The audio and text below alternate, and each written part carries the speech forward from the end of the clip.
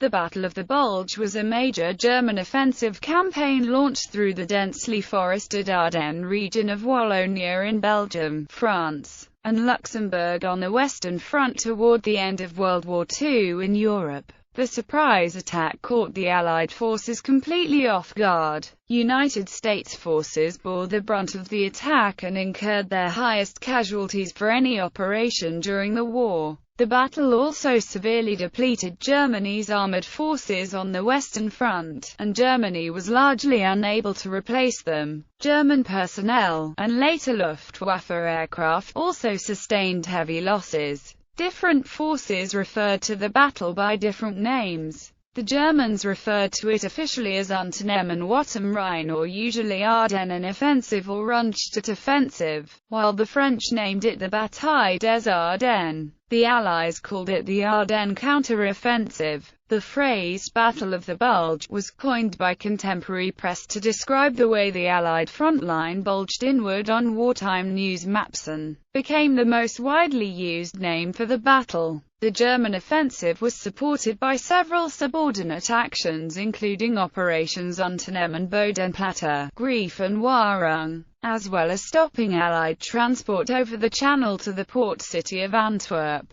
These operations were intended to split the British and American Allied line in half, so the Germans could then proceed to encircle and destroy four Allied armies, forcing the Western Allies to negotiate a peace treaty in the Axis powers' favor. Once that was accomplished, Hitler could fully concentrate on the Eastern theater of war. Intercepted German communications indicating a substantial German offensive preparation were not acted upon by the Allies. The Germans achieved total surprise on the morning of the 16th of December 1944 due to a combination of Allied overconfidence, preoccupation with Allied offensive plans, and poor aerial reconnaissance. The Germans attacked a weakly defended section of the Allied line, taking advantage of heavily overcast weather conditions, which grounded the Allies' overwhelmingly superior air forces. Fierce resistance on the northern shoulder of the offensive around Elsenborn Ridge and in the south around Bastogne blocked German access to key roads to the northwest and west that they counted on for success.